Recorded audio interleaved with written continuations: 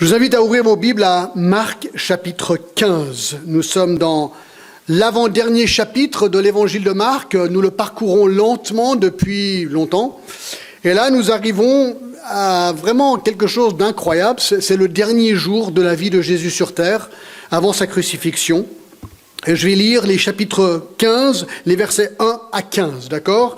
Le message, je l'ai intitulé tout simplement « Jésus ou Barabbas ». Jésus ou Barabbas, je lis Marc 15 à partir du verset 1. Dès le matin, les principaux sacrificateurs tinrent conseil avec les anciens et les scribes et tout le Sanhédrin. Après avoir lié Jésus, ils l'emmenèrent et le livrèrent à Pilate. Pilate l'interrogea. « Es-tu le roi des Juifs ?» Jésus lui répondit, « Tu le dis. » Les principaux sacrificateurs portaient contre lui plusieurs accusations. Pilate l'interrogea de nouveau. « Ne réponds-tu rien ? Vois de combien de choses il t'accuse. » Et Jésus ne donna plus aucune réponse, ce qui étonna Pilate. À chaque fête, il relâcha un prisonnier, celui que demandait la foule. Il y avait en prison un nommé Barabbas, avec ses complices pour un meurtre qu'il avait commis dans une sédition. La foule étant montée, se mit à demander ce qu'il avait coutume de leur accorder. Pilate leur répondit, « Voulez-vous que je relâche le roi des Juifs ?» Car il savait que c'était par envie que les principaux sacrificateurs l'avaient livré. Mais les chefs des sacrificateurs excitèrent la foule afin que Pilate le relâche plutôt Barabbas. Pilate, reprenant la parole, leur dit, « Que voulez-vous donc que je fasse de celui que vous appelez le roi des Juifs ?» Ils crièrent de nouveau, « Crucifie-le !» Pilate leur dit, « Quel mal a-t-il fait ?» Et ils crièrent encore plus fort, « Crucifie-le !» Pilate, voulant satisfaire la foule, leur relâcha Barabbas, et après avoir fait battre de verre Jésus, il le livra pour être crucifié. Pour réviser ce que nous avons déjà vu, nous sommes au petit matin, le jour de la crucifixion de Jésus, en fait juste le soir avant. Quelques heures avant, Jésus était dans le jardin de Gethsémani avec ses disciples où il prie. Judas, vous vous rappelez, arrive avec plus de 600 personnes pour l'arrêter. Ils prennent Jésus et l'apportent d'abord chez Anne, puis chez Caïphe, le souverain sacrificateur en fonction à ce moment-là. Jésus subit son premier procès injuste en présence du Sanhédrin, qui conclut que Jésus est digne de mort. Chapitre 14 et verset 64. Pierre, qui est présent, renie Jésus 3 fois. Judas, lui, est pris de remords et va se suicider par pendaison. Ça, nous l'avons déjà tout vu. Dans Marc 15 et le verset 1, nous sommes au petit matin pour la suite des événements. Le procès de Jésus devant Ponce Pilate, c'est ce qu'on va voir maintenant. Et je l'énonce en 13 points. 13 parties toutes simples. Et en fait, en réalisant ce matin qu'il y avait 13 points, le numéro 13, beaucoup de gens ne l'aiment pas trop, mais peut-être c'est un numéro approprié pour l'événement que nous allons voir maintenant. Alors, 13 points. Numéro 1. Le procès continué. Le procès continué. Chapitre 15, verset 1, dès le matin, les principaux sacrificateurs tinrent conseil avec les anciens et les scribes et tout le Sanhédrin. Il est maintenant 6h ou 7h du matin. Le Sanhédrin vient d'avoir son audience avec Jésus, sa première audience. Viennent de prononcer Jésus digne de mort, mais puisqu'ils n'ont pas le droit d'exécuter un homme, sans l'approbation des Romains, ils décident de prendre Jésus chez le gouverneur romain, Ponce Pilate, pour que celui-ci le condamne et l'exécute par peine capitale. De ce fait, il dit dans le verset 1, « Après avoir lié Jésus, ils l'emmenèrent et le livrèrent à Pilate. » Alors, question. Qui est Ponce Pilate ? Alors, Ponce Pilate était le 5e procurateur ou gouverneur de Judée. Il était très impopulaire auprès des Juifs. Il souillait par exemple leur lieu saint avec des symboles de dieux romains. À un moment donné, il n'a pas hésité de prendre de l'argent dans le temple pour financer des travaux publics. Il n'hésitait pas non plus à mettre des Juifs qui le gênaient d'une manière ou une autre à mort. Il y a un exemple que je vais vous lire, juste un verset, dans Luc 13. Il est dit ceci: en ce même temps, quelques personnes qui se trouvaient là racontaient à Jésus ce qui était arrivé à des Galiléens dont Pilate avait mêlé le sang avec celui de leur sacrifice.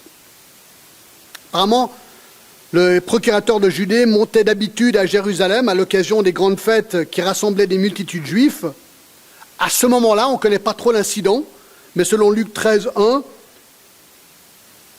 dans ce moment solennel, Pilate versa le sang des Galiléens, probablement dans le parvis du temple, où s'offraient d'habitude les sacrifices.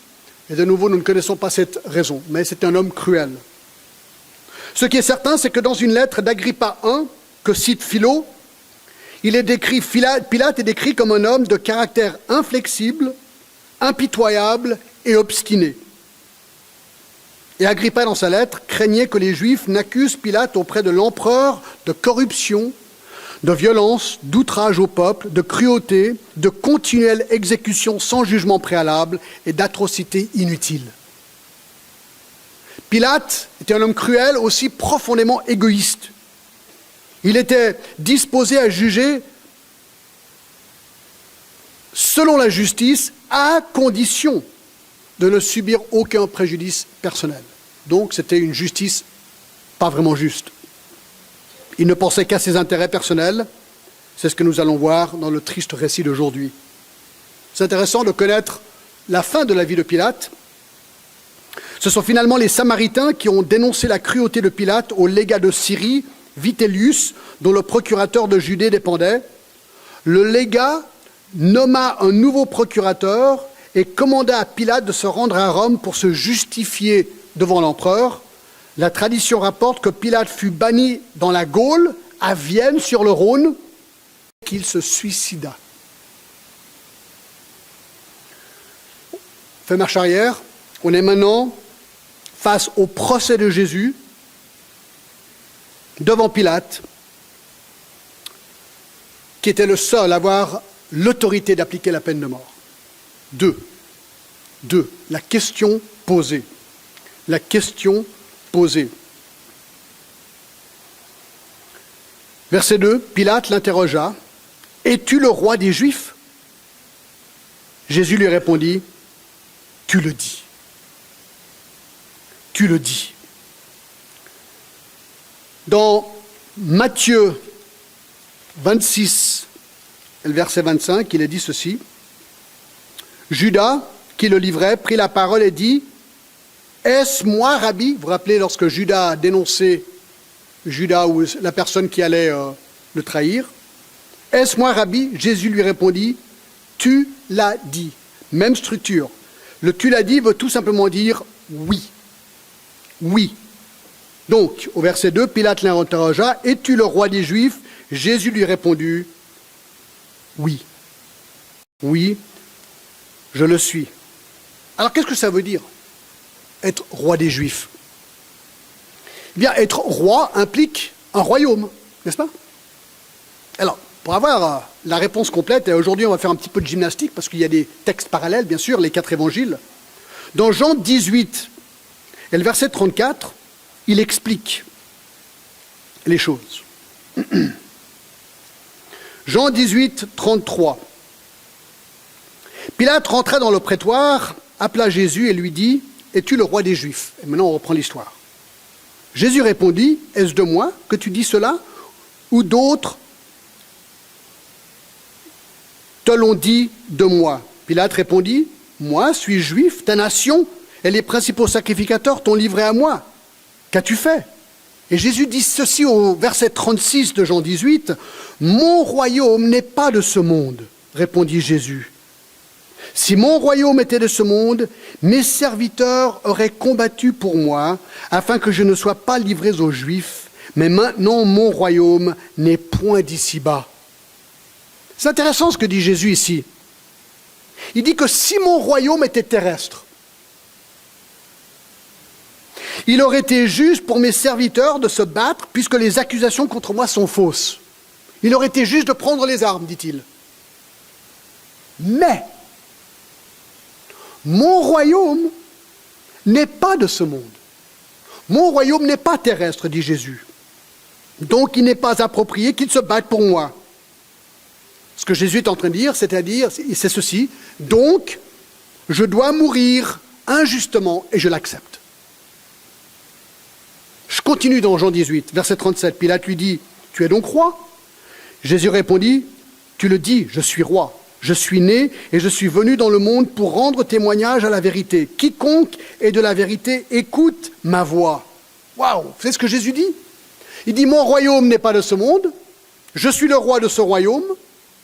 Donc je ne vais pas me battre. » Et il dit que celui qui cherche la vérité, écoutez bien, de manière sincère, aboutira à sa recherche avec Jésus. Car lui est la vérité. Et ça, il le dit dans Jean 14, 6, clairement. Et je vous le lis. Jésus dit, « Je suis le chemin, la vérité, pas une vérité. Il dit, je suis le chemin, la vérité et la vie. Nul ne vient au Père que par moi. » Écoutez, ça ne peut pas être plus draconien ce qu'il est en train de dire. Je répète, je suis le chemin, la vérité et la vie. Nul ne vient au Père que par moi. Et Jésus dit ici dans Matthieu 18 que celui qui cherche la vérité, si tu la cherches sincèrement, tu la trouveras en nul autre que lui. Car il est la vérité. C'est intéressant, dans Matthieu 7, verset 7, il dit ceci, « Demandez et l'on vous donnera. Cherchez et vous trouverez. Frappez et l'on vous ouvrira. » Est-ce que tu es un chercheur de vérité aujourd'hui? Est-ce que tu t'interroges sur la vérité? Jésus te répond, il est la vérité. Continue ta recherche. Le jour viendra où tu atterriras sur Jésus, car lui seul est la vérité. C'est ce qu'il dit. Alors c'est intéressant, verset 38 de Jean 18, Pilate lui dit, qu'est-ce que la vérité?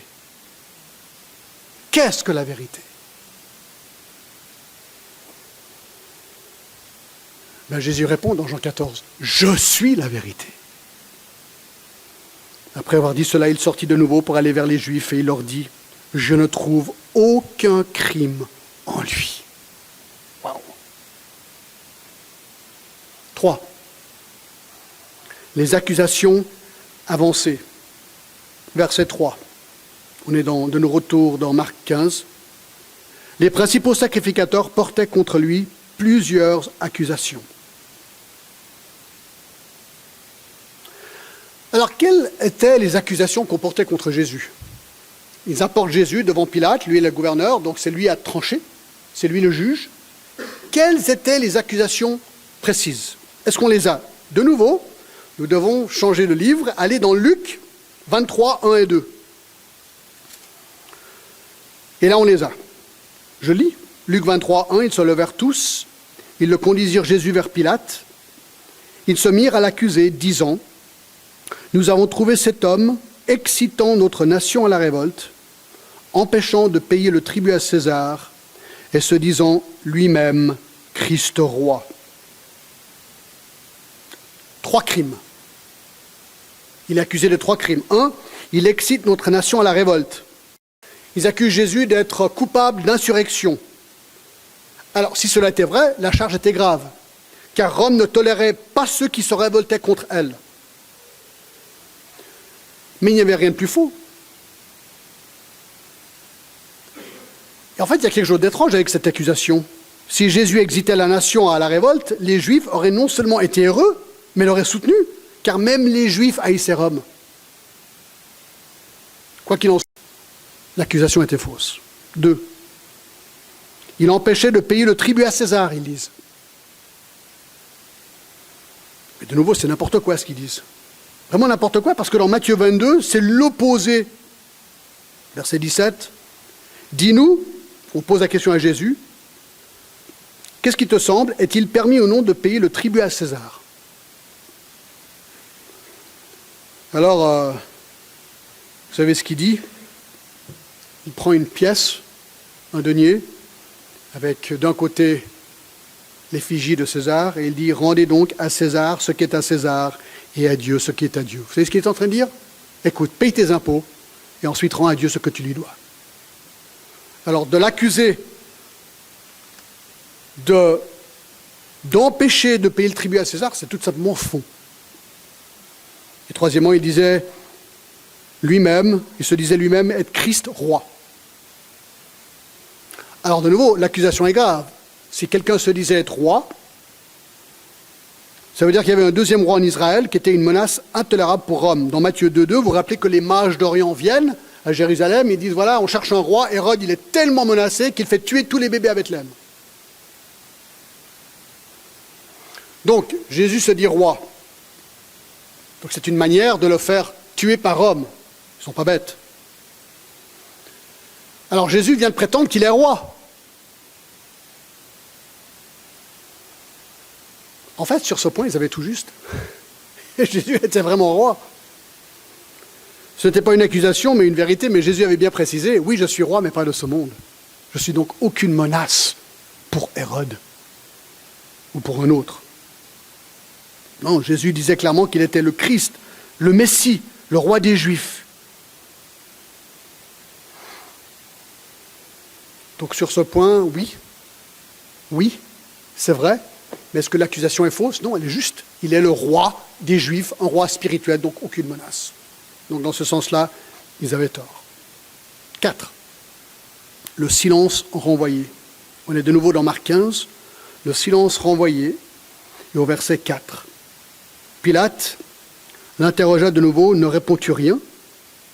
De combien de choses il t'accuse? Et Jésus ne donna plus aucune réponse, ce qui étonna Pilate. Alors, Jésus répond à la première question, es-tu roi des Juifs? Il répond oui. Donc il répond à Pilate. Mais regardez le verset 3, les principaux sacrificateurs portaient contre lui là plusieurs accusations.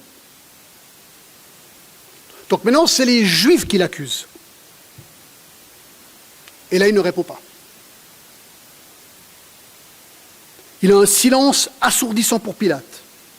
Il ne comprend pas, Pilate, comment, d'un côté, une foule de personnes acharnées sont devant lui en train de l'accuser Jésus de choses graves, et que là, se tient Jésus, homme humble, doux, calme, bien que déjà ensanglanté par les coups qu'il avait déjà reçus. D'habitude, les accusés plaidaient pour leur vie. Pas Jésus.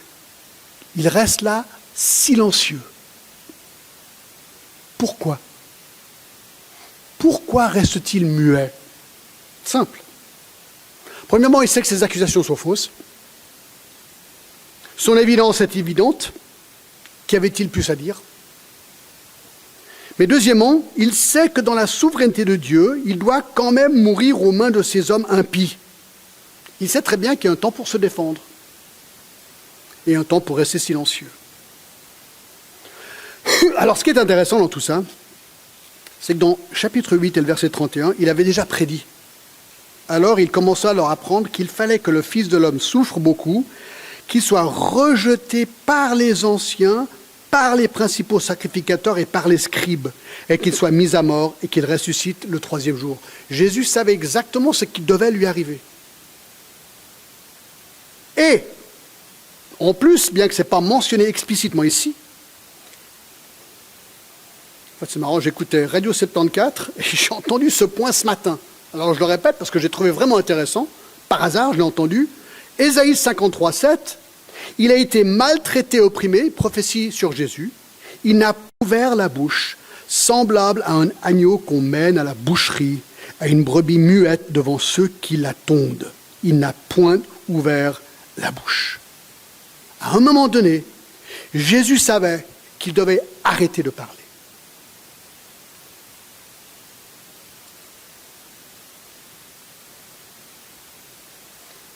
Alors c'est intéressant, ici c'est Pilate qui lui dit, mais tu dis rien, tu réponds rien aux Juifs qui t'accusent.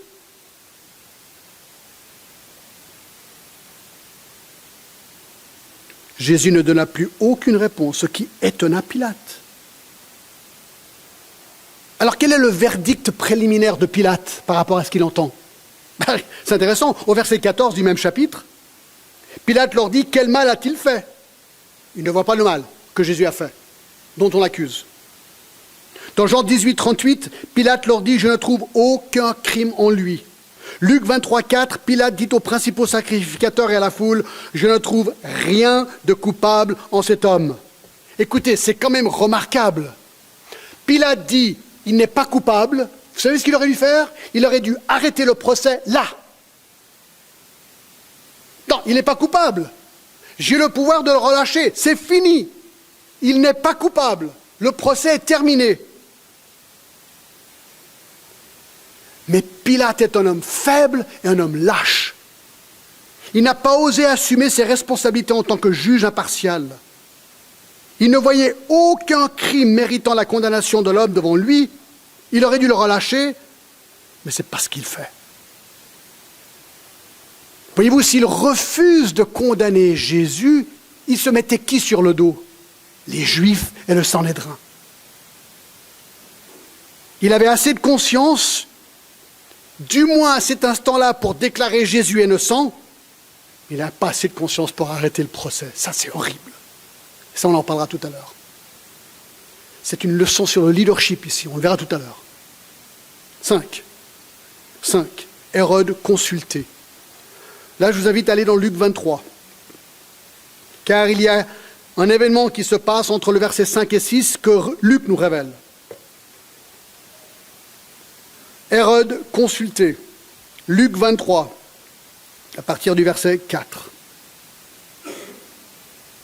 Pilate dit aux principaux sacrificateurs et à la foule, « Je ne trouve rien de coupable en cet homme. » Mais ils insistèrent et dirent, « Il soulève le peuple et enseigne par toute la Judée depuis la Galilée où il a commencé jusqu'ici. »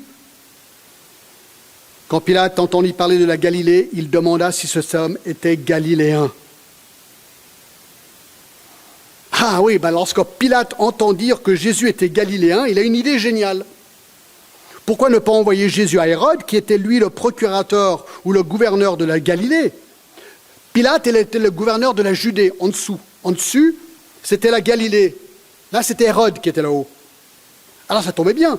Le verset 7 de Luc 23 nous dit, ayant appris qu'il était de la juridiction d'Hérode, il renvoya à Hérode qui se trouvait aussi à Jérusalem en ces jours-là.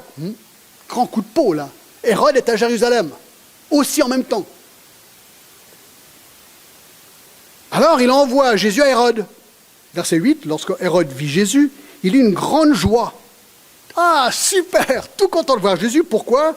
Car depuis longtemps, il désirait le voir et à cause de ce qu'il avait entendu dire de lui, il espérait qu'il le verrait faire quelques miracles. Ben oui, Jésus était connu maintenant, il avait une immense réputation. Il s'est dit, ah, trop bien, je veux voir Jésus, et là, tac, il va pouvoir faire un miracle pour moi. Devant moi, c'est ce que j'ai envie de voir le miracle. Et il lui adressait beaucoup de questions, verset 9 de Luc.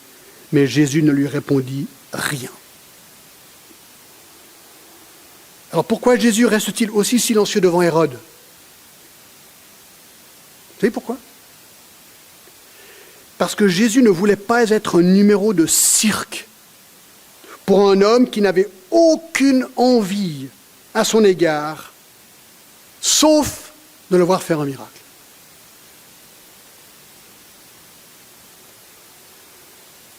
Et on est encore dans Luc 23, verset 10. Regardez qui accompagne Jésus chez Hérode. Les principaux sacrificateurs et les scribes étaient là et l'accusaient avec violence. Et pourquoi avec violence? Pourquoi est-ce que le ton monte ici? Parce que les Juifs se rendent compte que Pilate doute sur la culpabilité de Jésus et qu'il risque de ne pas le condamner. Alors ils deviennent de plus en plus durs avec Jésus. Verset 11, Hérode, avec ses gardes, le traite avec mépris. Et après s'être moqué de lui et l'avoir revêtu d'un habit éclatant, il le renvoya à Pilate. À verset 12, il est écœurant. Ce jour même, Pilate et Hérode devinrent amis, d'ennemis qu'ils avaient été auparavant. Hérode renvoie donc Jésus à Pilate, sans l'avoir condamné non plus. Hérode ne voit pas le problème avec Jésus apparemment. Alors le problème revient donc à Pilate et redonne encore une fois un verdict positif concernant Jésus. Regardez verset 13, on est encore dans Luc 23. Pilate, ayant assemblé les principaux sacrificateurs, les magistrats et le peuple, leur dit « Vous m'avez amené cet homme comme excitant le peuple à la révolte, et voici, je l'ai interrogé devant vous, et je ne l'ai trouvé coupable d'aucune des choses dont vous l'accusez. Hérode non plus, car il nous l'a renvoyé, et voici, cet homme n'a rien fait qui soit digne de mort. Je le relâcherai donc après l'avoir châtié. » Waouh, super! Pilate prend une très bonne décision pendant 2 secondes de relâcher Jésus. Je le relâcherai donc, verset 16 de Luc 23, après l'avoir châtié. Il n'avait aucune raison de le châtier, ça c'était juste pour plaire à la foule. Mais il décide de relâcher Jésus. Et moi c'est ce qu'il dit, mais c'est du bluff. Il n'a pas le courage d'aller jusqu'au bout de ses convictions, car il ne relâchera pas Jésus. Alors maintenant il est coincé. Il y a la foule qui augmente et les Juifs qui augmentent la pression pour qu'il le condamne. Lui ne pense qu'il ne mérite pas la mort. Hérode ne pense qu'il ne mérite pas la mort. Qu'est-ce qu'il va faire? Alors là, il a une autre idée. Verset 6, le point 6, numéro 6. La coutume appliquée. La coutume appliquée. Alors là, on retourne dans Marc 15. Verset 6, regardez. À chaque fête, il relâchait un prisonnier, celui que demandait la foule. Alors là, Pilate, il est ingénieux, il trouve une solution qui pense va tout résoudre le problème. Puisque je ne veux pas décider, et puisque Hérode ne veut pas décider, alors que le peuple décide. Alors pourquoi est-ce que c'est une solution ingénieuse? Parce que Pilate était certain que la foule qui 3 jours auparavant avait acclamé Jésus comme Messie en arrivant à Jérusalem, vous vous rappelez, il est arrivé sur le dos d'un âne, toute la foule était là, Hosanna, Hosanna, le roi des Juifs. Il se dit, ben voilà, la foule va l'acclamer. Eh bien, il était convaincu que la foule ferait de même maintenant et le déclarerait innocent et indigne de mort. Certainement, la foule allait aussi innocenter cet homme.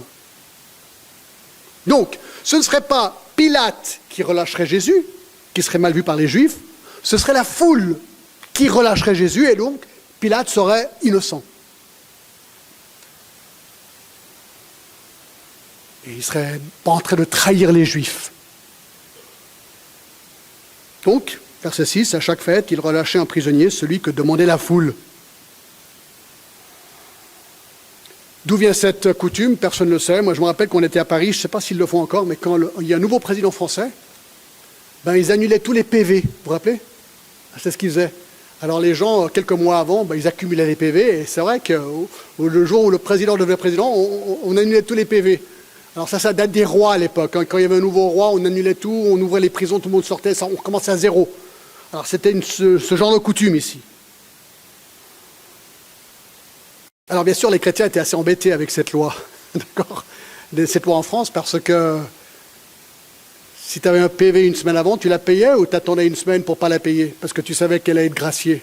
Le chrétien, il payait. Mais bon, ça c'est une autre question, d'accord?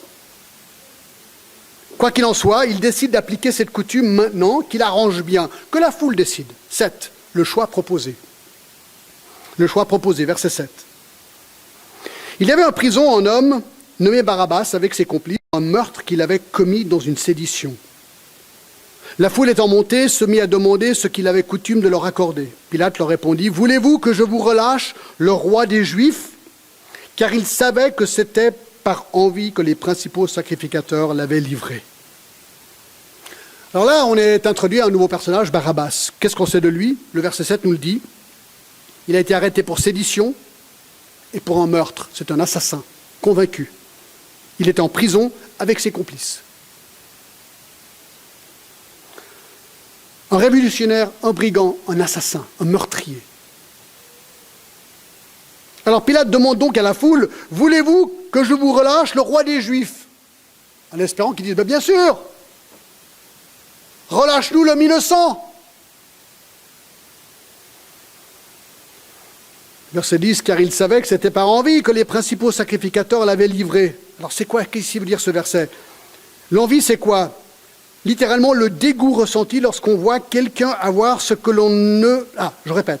Le dégoût ressenti lorsqu'on voit quelqu'un avoir ce que l'on ne veut pas qu'il ait. Je vois quelqu'un avoir ce que je ne veux pas qu'il ait. Les leaders étaient envieux de la célébrité de Jésus, des foules importantes qu'il attirait, des miracles qu'il faisait. Ils étaient jaloux. Donc Pilate sait parfaitement bien que le mobile des accusations contre Jésus n'était pas justice, mais envie et jalousie. De nouveau, Pilate aurait dû arrêter le procès. Mais il est lâche, un homme sans nerfs. Donc, il met le choix devant la foule. Il s'est dit, de toute façon, la foule, elle va bien choisir. 8, l'avertissement donné. Alors ça, c'est incroyable. Il vient de demander à la foule, écoute, foule, décide. Et là, ce n'est pas relaté dans Marc, mais c'est relaté dans Matthieu 27. Il y a un truc incroyable qui arrive. Matthieu 27 et le verset 19.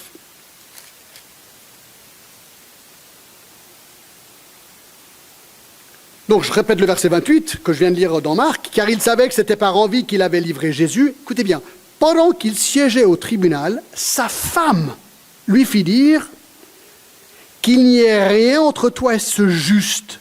Car aujourd'hui, j'ai beaucoup souffert en songe à cause de lui. » Non, mais allez voir, là c'est un incident incroyable. C'est comme si Dieu est en train de donner une dernière chance à Pilate.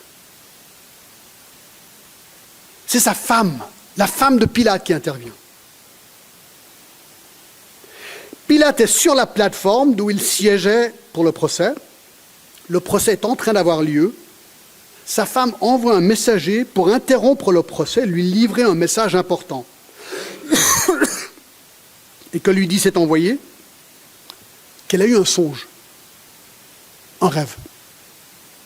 Et que dans ce rêve, elle a vu de quelle manière, précisément, nous ne le savons pas, mais pour elle, c'était clair et net que Dieu, dans ce songe, apparemment Dieu, lui révélait que Jésus était juste. Et donc innocent. Elle affirme avoir été troublée, avoir beaucoup souffert à cause de ce songe. Nous ne savons pas comment, mais elle est vraiment mal, au point où elle envoie un messager pour le dire à son mari, pour lui dire « Écoute, fais gaffe avec ta décision. Jésus est juste, il est innocent, fais gaffe. » C'est exactement ce qu'elle est en train de dire à son mari là. Qu'il n'y ait rien entre toi et lui. Laisse tomber l'affaire, ne le condamne pas. Voilà ce que sa femme lui dit.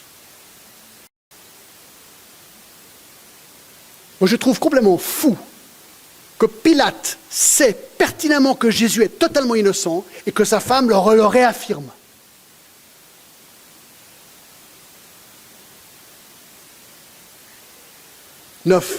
La foule influencée. » Je continue dans Matthieu ici. Matthieu 27, 20.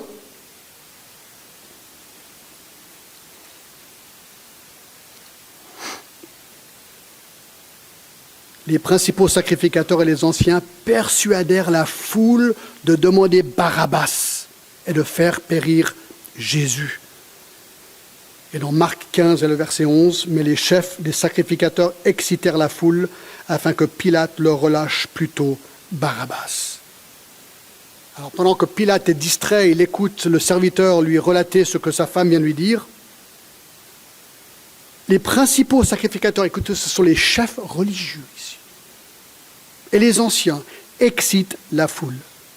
Matthieu nous dit qu'ils persuadèrent la foule. Comment, on ne sait pas. Mais ils réussirent à influencer toute la foule pour qu'ils demandent en unisson la libération d'un meurtrier Barabbas et de faire périr l'innocent Jésus. Franchement, c'est écœurant. Voilà. 10. La demande réitérée. On est de nouveau dans Marc 15 et le verset 12. Pilate, reprenant la parole, leur dit « Que voulez donc que je fasse de celui que vous appelez le roi des Juifs ?» Et ils crièrent de nouveau « Crucifie-le » Pilate leur dit « Quel mal a-t-il fait ?» Et ils crièrent encore plus fort « Crucifie-le » Pilate devient désespéré ici. Il sait que Jésus n'a rien fait de mal. Il sait qu'il ne mérite pas la mort. Et surtout pas par crucifixion. Nous voyons de plus que la foule ne donne même pas des raisons pour la demande. Ils osent tout simplement le ton et le volume. Il n'y a pas de preuve, alors ils crient plus fort. C'est souvent comme ça dans les bagarres. On crie plus fort. Et c'est celui qui crie le plus fort qui gagne. Souvent et malheureusement. La Bible est claire sur l'innocence de Jésus. 2 Corinthiens 5, 21, celui qui n'a point connu le péché. Il l'a fait devenir péché pour nous, afin que nous devenions en lui justice de Dieu. Une petite perle, dans 1 Jean 3, 5.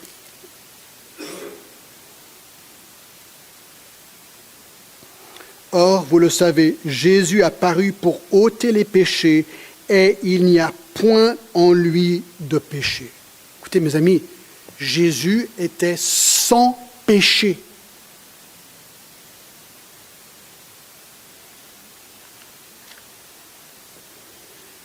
Et la foule crie, crucifiez-le. Pourquoi? Pourquoi? Pourquoi crucifier un homme sans péché? Incroyable. 11, le geste improvisé. Alors là, mes amis, si vous n'êtes pas encore écœurés, vous allez tout voir. On retourne à Matthieu 27. La foule qui crie, crucifie, crucifie, crucifie. Alors je lis Matthieu 27, verset 23 en premier. Le gouverneur dit « Mais quel mal a-t-il fait ?» Ils crièrent encore plus fort qu'il soit crucifié. Verset 24, Pilate, voyant qu'il ne gagnait rien, mais que le tumulte augmentait, prit de l'eau, se lava les mains en présence de la foule et dit « Je suis innocent du sang de ce juste. Cela vous regarde. » Voyant que la foule devenait folle de rage, Pilate sait qu'il doit faire quelque chose. Mais quoi?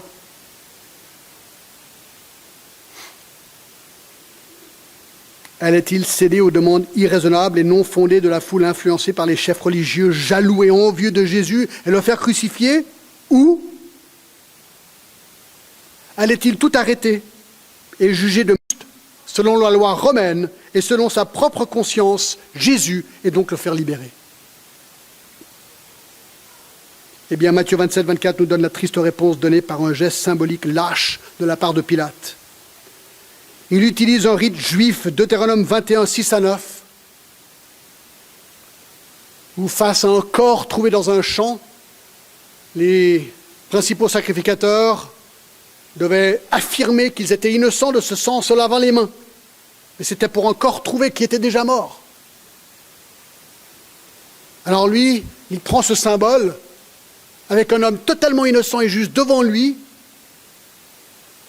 et il se lave les mains. Apparemment, quelqu'un vient avec un vase ou quelque chose, et il se lave les mains en public. Et par ce geste, de manière visuelle, il veut que la foule voie, la foule. Et ce qu'il est en train de dire en se lavant les mains, je trouve cet homme innocent. Et par ce geste que je fais, je refuse toute responsabilité pour la mort de cet homme. Je suis innocent de la mort de ce juste. Mais vous vous rendez compte? Je suis innocent de la mort de cet homme qui est parfaitement innocent. Il est en train de dire, je donne le OK pour crucifier cet homme, je sais qu'il est innocent, mais je me lave de toute responsabilité. Et pourtant, sa vie est dans mes mains. Il décide. J'en suis donc pour rien.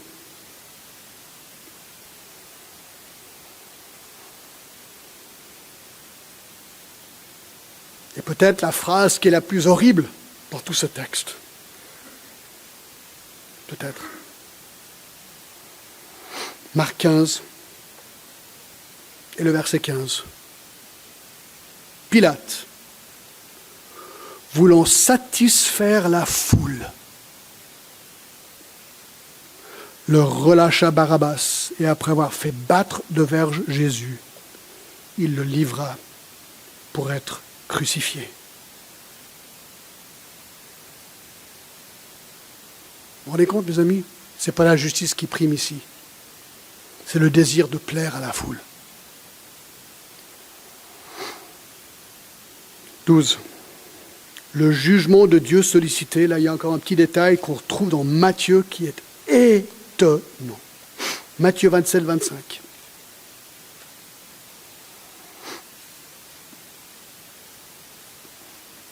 Et tout le peuple répondit, que son sang retombe sur nous et sur nos enfants. Je relis. Et tout le peuple répondit, que son sang retombe sur nous et sur nos enfants. Ça, c'est le point 12. Le jugement de Dieu sollicité. C'est une chose incroyable. Ça mérite tout un message. Pour une raison qui me laisse perplexe. Ces gens ont dit, et en le disant admettent l'innocence de Jésus, que le jugement de leur action injuste, celle de condamner un homme innocent à mort, et surtout le Fils de Dieu, retombe sur eux et leurs enfants. C'est quand même étonnant. Sans le réaliser, peut-être, ils prononcent une malédiction sur eux-mêmes et sur leur postérité. Ils rejettent ouvertement et délibérément le Messie et acceptent les conséquences de son rejet ce jour-là, mais aussi pour les générations futures. Et je me pose la question, est-ce que c'est la raison encore aujourd'hui pour laquelle tellement de Juifs ont de la peine à voir que Jésus, juif, est le Messie? Est-ce que nous sommes encore dans la conséquence? Écoutez, j'ai des frissons à y penser là, franchement. Vous voulez venir toucher, vous pouvez. J'ai des frissons là. Mais c'est une chose incroyable. Est-ce qu'aujourd'hui, c'est encore la conséquence de cette malédiction qui a été ouvertement sur eux-mêmes et leurs enfants? Mais quelle chose à dire! La haine contre Jésus était tellement grande, ils étaient prêts à dire ça, mais c'est incroyable. Ah, j'ai des frissons, mais alors jusqu'aux pieds. Ah, ça fait peur, ça, franchement, ça fait peur. Écoutez, faites attention à ce que vous dites dans la vie.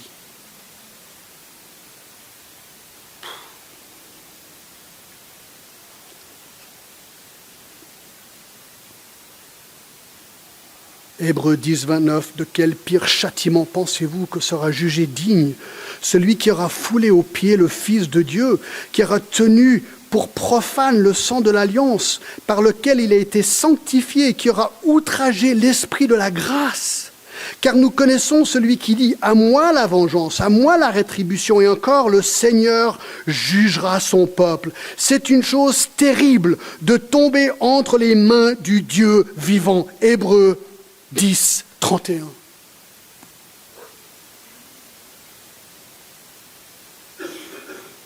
Ça, c'est quelque chose que... Excusez-moi.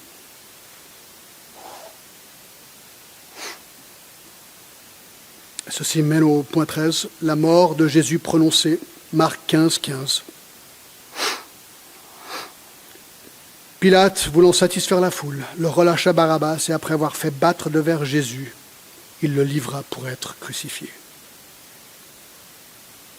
Pilate relâche Barabbas, qu'il sait être un assassin. Il condamne Jésus, qu'il sait être innocent. Il le fait battre de verge et le livre pour être crucifié.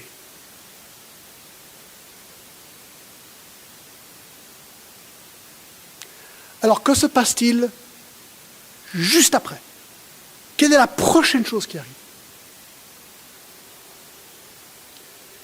Puis il faudra revenir dimanche prochain pour le savoir. Parce qu'on n'a pas le temps de le faire maintenant. Mais vous savez ce que c'est sa crucifixion. Là, il est envoyé être crucifié. Et ça, c'est ce qu'on verra dimanche prochain. Alors, quelle leçon quelles applications de ce texte? J'aimerais vous en suggérer 3 tirés de Pilate et 3 tirés de Jésus.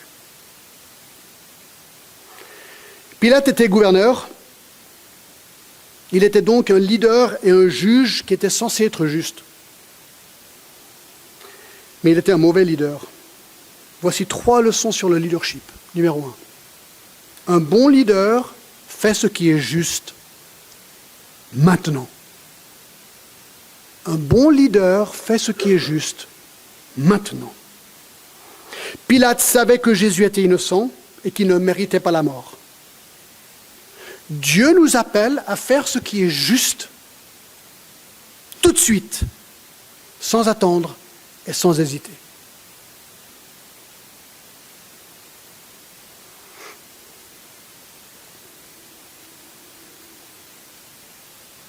« 1 Pierre 2, 18 « Serviteurs, soyez soumis en toute crainte à vos maîtres, non seulement à ceux qui sont bons, mais aussi à ceux qui sont d'un caractère difficile, car c'est une grâce de supporter les afflictions par motif de conscience envers Dieu quand on souffre injustement.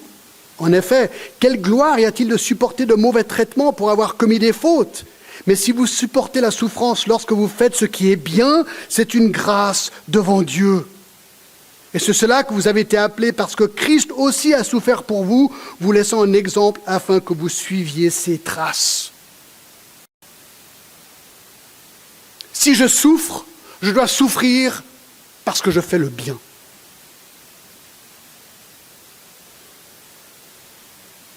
Et ne pas faire ce qui est juste maintenant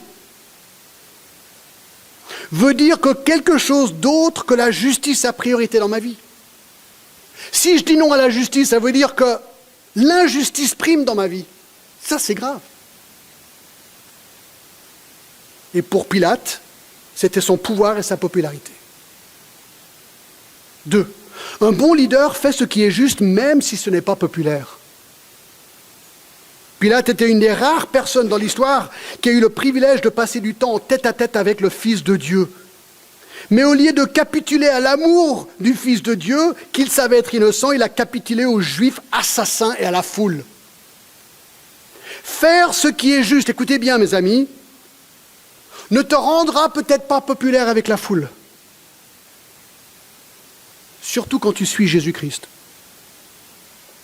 Mais cela plaira à Dieu et tu auras une conscience claire. Et Dieu te bénira pour ça. 3. Un bon leader fait ce qui est juste même si cela rend la vie plus difficile.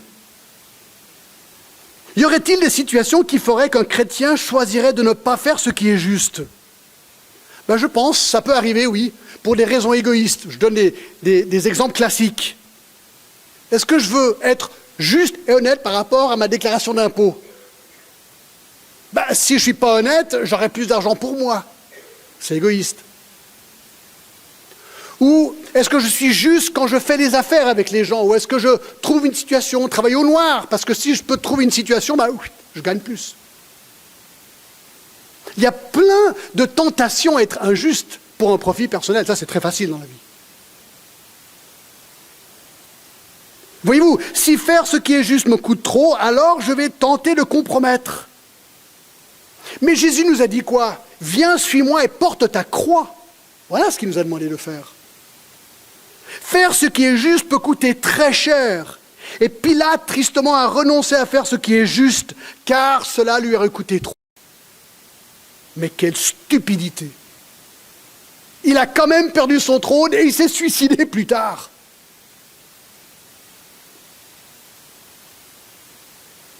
Apprenons, mes amis, à faire ce qui est juste.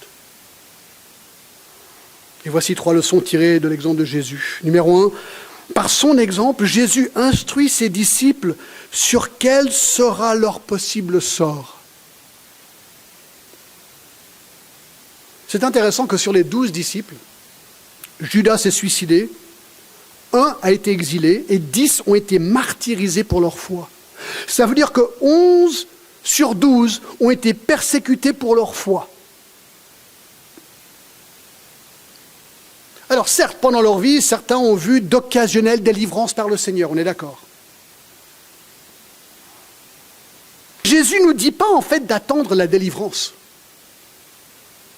Jésus nous apprend qu'il faut avoir un bon témoignage lorsqu'on est persécuté. Dans Jean 15, 20, il dit « Ils m'ont persécuté et ils vous persécuteront aussi ». L'exemple de Jésus est clair. Si tu veux suivre Jésus vraiment, alors il faut t'attendre à une réelle persécution. Alors tu dis, ouais mais John, ça ne nous arrive pas. C'est vrai, par la grâce de Dieu, nous avons été évités pour l'instant la persécution. Qui sait l'avenir? D'après ces textes, j'ai presque l'impression que nous vivons l'exception et pas la norme. Donc par son exemple, Jésus instruit ses disciples quel sera leur possible et probable sort. Et lui, il était parfaitement juste. 2. Par son exemple, Jésus nous apprend comment nous comporter. C'est intéressant que Jésus répond aux questions pertinentes, mais refuse de répondre à des accusateurs tordus et assassins qui ne cherchent pas la vérité. Nous devons être sages et nous devons savoir comment et quand répondre. Alors dans 1 Pierre 3,15, il est dit ceci. Sanctifiez dans vos cœurs Christ le Seigneur, étant toujours prêt à vous défendre avec douceur et respect devant quiconque vous demande raison de l'espérance qui est en vous.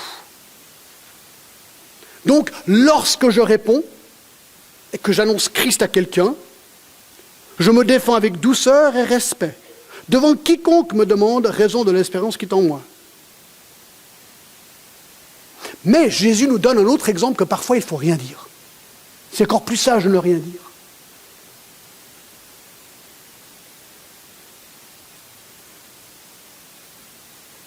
À d'autres, il ne faut pas répondre. Récemment, j'étais avec quelqu'un que je connais, hostile à la foi.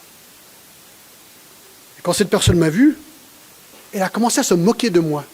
Le petit rire, le petit sourire. Et en l'écoutant, bon, j'étais très calme, j'écoutais, grand sourire. Mais je pouvais répondre à chacune des accusations, des moqueries qui m'étaient lancées. Et j'étais prêt à dégainer, tout en moi.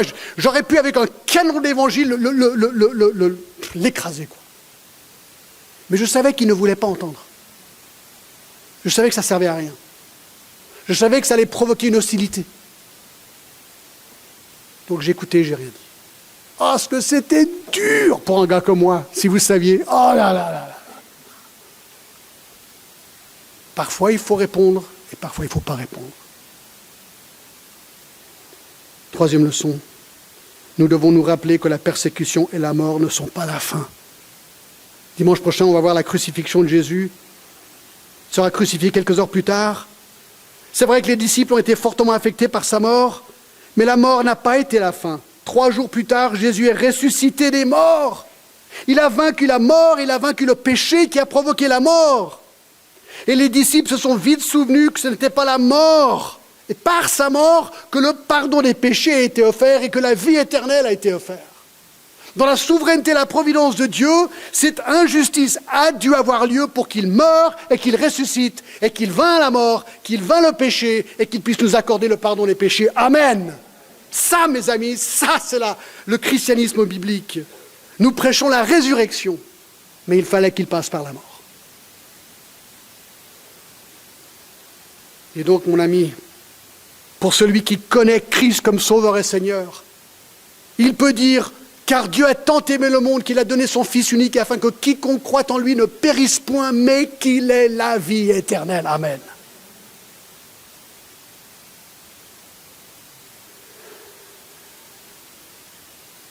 Ça, mes amis, c'est la bonne nouvelle.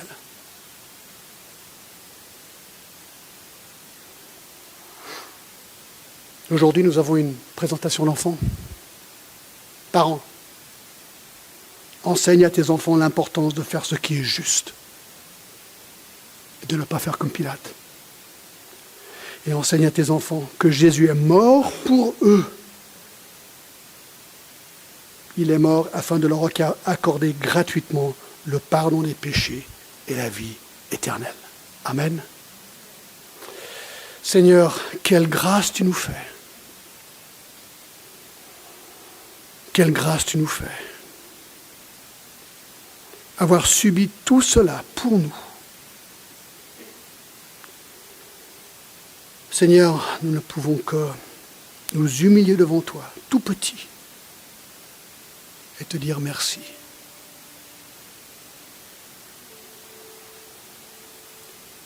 Seigneur, nous sommes tous indignes de cet amour que tu nous donnes.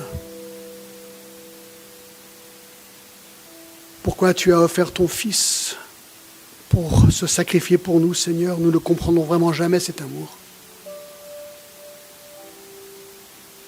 Oui, il est mort, mais il est ressuscité.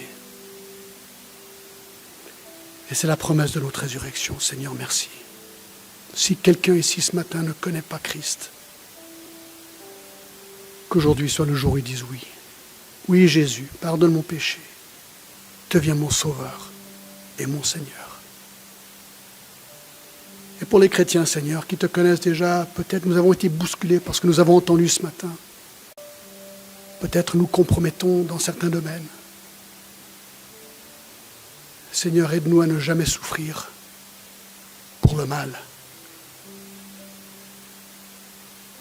mais que pour le nom de Christ. Au nom de Jésus. Amen.